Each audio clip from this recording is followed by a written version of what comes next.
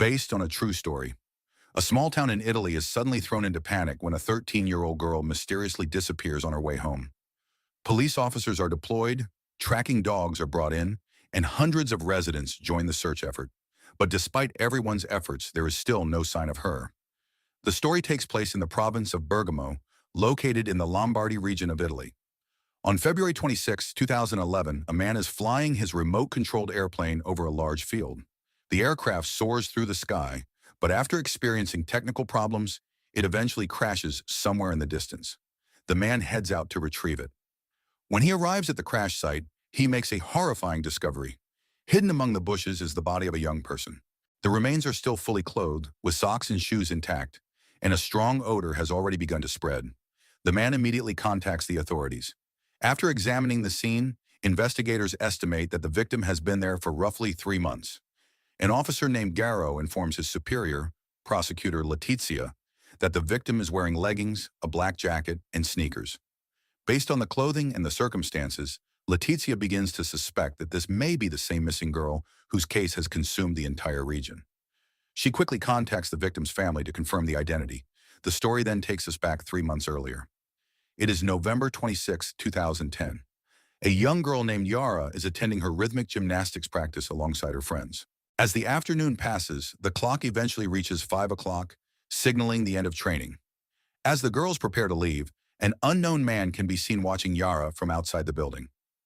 The following day, Yara is enjoying breakfast with her family. Her parents have always supported her interests as long as they are positive and productive. Before leaving, Yara asks if she can borrow her father's music box and bring it to the gymnastics center because the one they normally use has broken. Her mother agrees but reminds her not to come home too late. Yara then walks to the gymnasium carrying the music box. The distance from her house is only a few hundred meters, making it an easy trip on foot. Once she arrives, she hands the music box over to her friends. The others invite her to stay and join the practice session, but Yara declines. She wants to head home immediately because she knows her mother will be waiting for her. As she walks along her usual route, something catches her attention. A pickup truck appears behind her and seems to be following her movements. Feeling uneasy, Yara begins walking faster. Then somehow she simply vanishes. From that moment on, nobody knows where she went. This is Yara. Meanwhile, back at home, Yara's mother begins calling her daughter's phone after realizing she still has not arrived. When there is no answer, she contacts Yara's gymnastics coach, only to learn that Yara had already left the gym about 30 minutes earlier. At that point, panic starts to set in. After finishing work, Yara's father, Gambarasio, heads straight to the police station after receiving the troubling news from his wife. He brings a photo of Yara and reports her disappearance. Once he leaves, prosecutor Letizia arrives to discuss the case with Garo. He explains that Yara disappeared in Brembat. Letizia immediately begins considering possible explanations. She asks whether Yara had any recent conflicts with her family or anyone else, but according to her father, there had been none. Wanting more concrete leads, Letizia requests the records from Yara's mobile phone provider to determine the last known location of her device. The results show that Yara's phone was last active in Brembat di Sopra, specifically on Ruggery Street, at 6:55 p.m. As news of Yara's disappearance spreads, the case quickly captures public attention. Police officers begin searching the entire route between her home and the gymnasium. Investigators also search the Gambarasio family home for anything that might help the case. Yara's sister Kiba hands over Yara's personal diary in the hope that it might provide useful clues. 2 days pass, and the search continues without results. Every available investigative unit combs through the Brembat area. Tracking dogs cannot be deployed immediately because they need to be brought in from another city, causing further delays. The more investigators learn about Yara, the less likely it seems that she ran away voluntarily. Everyone who knows her describes her as a quiet and responsible girl with a good relationship with her family. Garo also doubts that this is a kidnapping for ransom. The Gambarasio family is not wealthy, and Yara's father works as a surveyor in systems engineering. He claims he has no enemies, making revenge seem unlikely as a motive. Still, investigators cannot completely rule out the possibility that someone may have held a grudge connected to one of his construction projects. At the same time, the case becomes personal for Letizia. Her daughter, Filia, happens to be one of Yara's friends. The following day, Letizia visits the gymnasium where Yara trained. She carefully reviews everything that happened before the disappearance. According to the coach, there had been nothing unusual about Yara's behavior. However, he does mention that years earlier, one of his students had been followed by an unknown man. Since that incident, strict rules had been put in place. Adult men were not allowed inside the gymnasium, especially near the changing rooms. Several days later, police officers arrive at a construction site in Mapello with the assistance of tracking dogs. The dogs pick up a scent matching Yara's sweater, drawing investigators' attention to the area. As a result, the workers at the construction site become the next focus of the investigation and are thoroughly questioned by the authorities. The following day, a senior police officer named Colonel Vitale arrives to assist with the investigation. Known for solving difficult criminal cases, he quickly joins Letizia in reviewing everything they have gathered so far. Together, they go over the details of the case and carefully examine Yara's diary, hoping to uncover something that may have been overlooked. Not long afterward, Letizia visits Yara's school.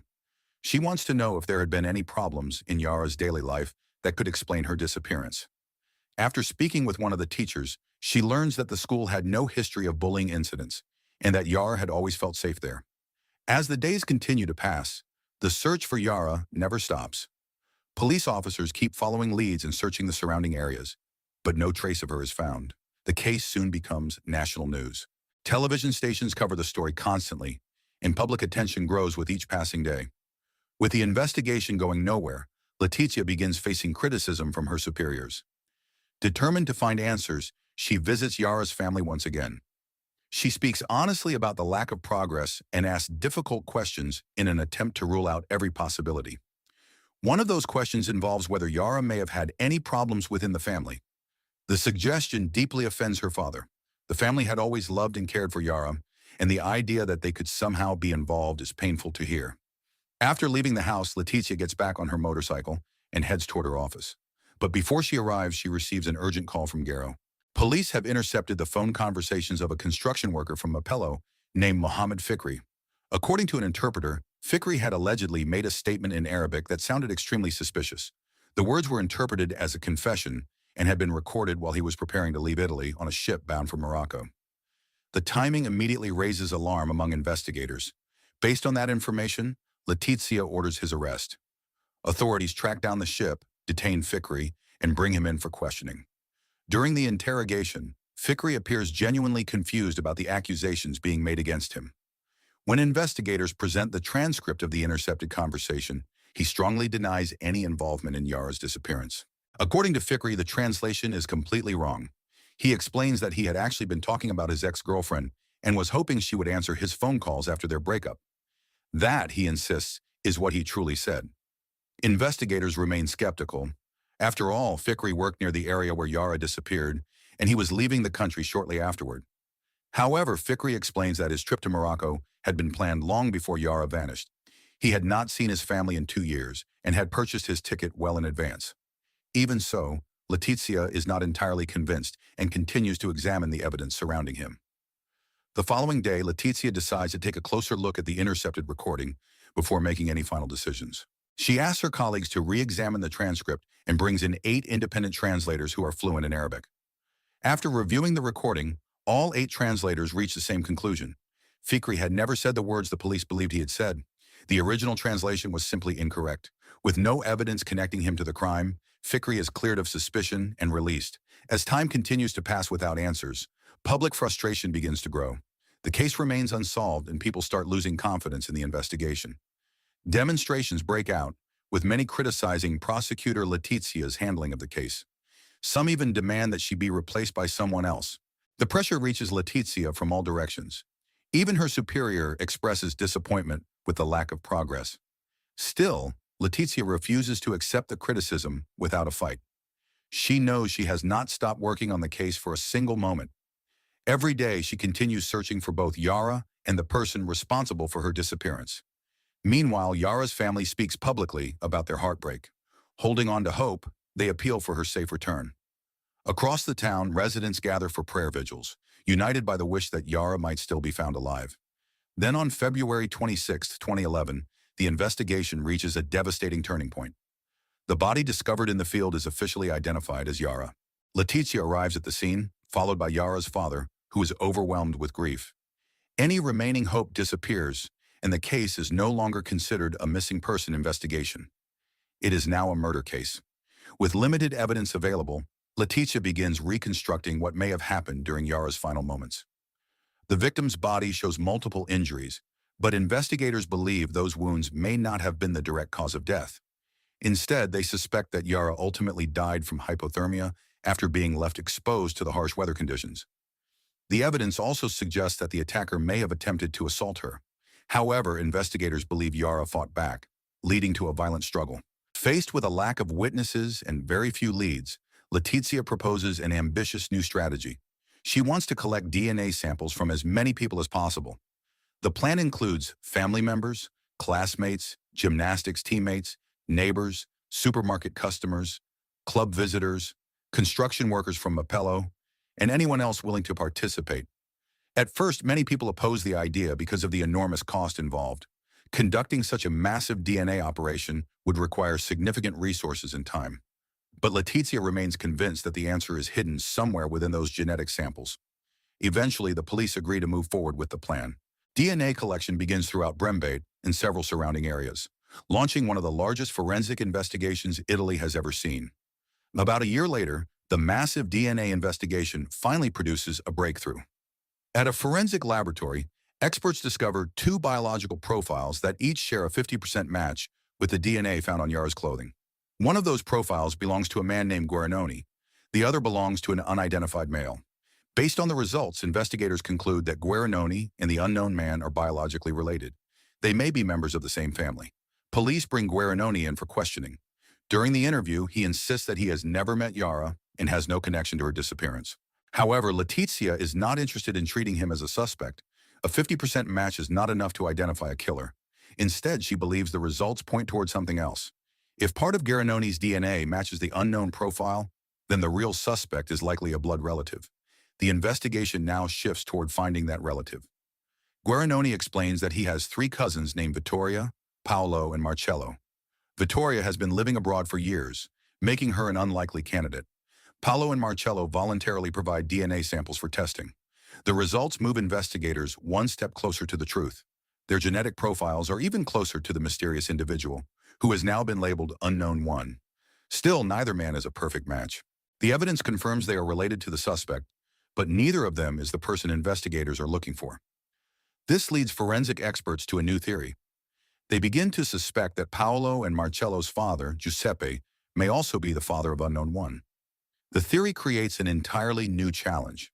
None of Giuseppe's known children match the DNA completely, which suggests there may be another child nobody knows about, possibly a child born outside of marriage. To verify the theory, investigators need a DNA sample from Giuseppe himself. The problem is that Giuseppe died 15 years earlier. Letitia visits the home of Giuseppe's widow, the mother of Vittoria, Paolo, and Marcello. She carefully explores the possibility that Giuseppe may have had another child with a different woman. The suggestion understandably upsets his widow. As far as she knows, Giuseppe was only married to her, and she cannot imagine him having another family. Since obtaining a direct DNA sample is impossible, investigators ask for any personal belongings that may still contain traces of his DNA. Among the items they receive are old documents and personal possessions that had been preserved by the family. The results are astonishing. When experts compare the DNA recovered from Giuseppe's belongings with the genetic profile found on Yara's clothing, the match reaches 99%. The theory is confirmed. At some point during his life, Giuseppe appears to have fathered a child through an extramarital relationship.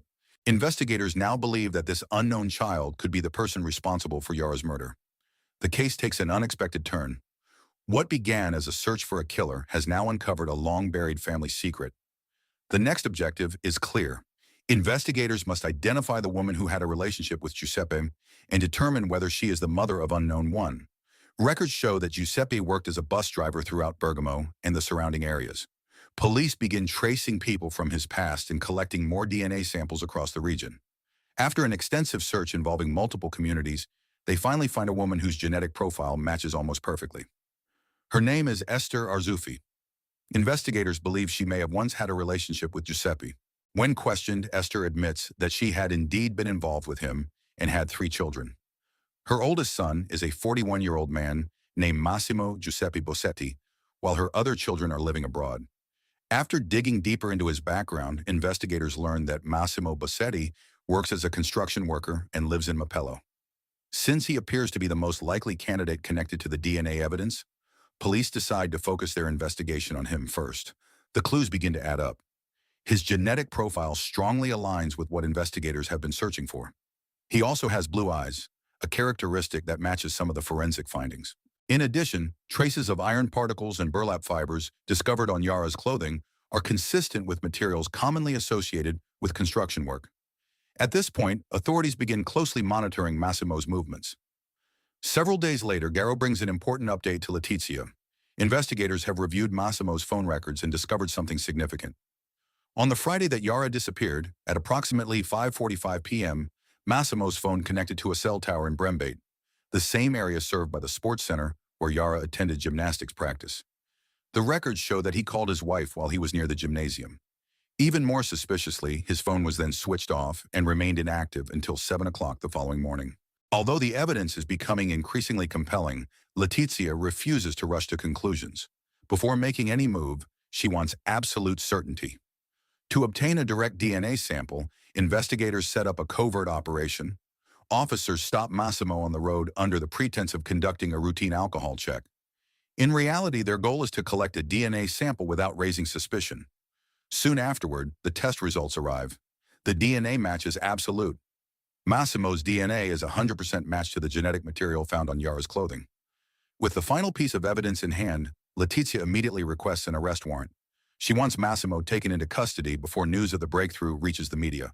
Just 3 weeks before the investigation is officially closed, Massimo is arrested at his workplace. Letizia personally informs Yara's mother about the arrest. The news leaves her shocked. The man accused of killing her daughter turns out to be someone who worked in the same area as her husband in Mapello. Even with the suspect finally in custody, one major question remains unanswered. Nobody knows why Massimo targeted Yara. In July 2015, 4 years and 7 months after Yara's disappearance, the trial finally begins. The proceedings are overseen by Judge Bartoglia. During the trial, Letizia presents the enormous body of evidence gathered throughout the investigation and pushes for a life sentence. Massimo, however, continues to deny every accusation.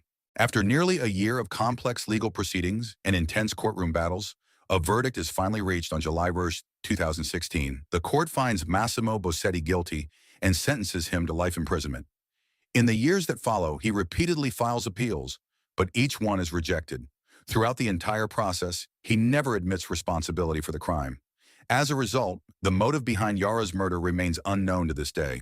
The case became one of the most talked about criminal investigations in Italian history. What started as the disappearance of a young girl ultimately uncovered a decades-old family secret through the power of DNA science. It also became the most expensive criminal investigation ever conducted in Italy. In the end, it took years of work, thousands of DNA tests, and the unwavering determination of a single prosecutor to uncover the truth behind Yara's disappearance. And that is the tragic true story of Yara Gambarasio. So the moral of the story is sometimes a family waits years for answers, only to learn that justice can never bring back the child they loved and missed every single day.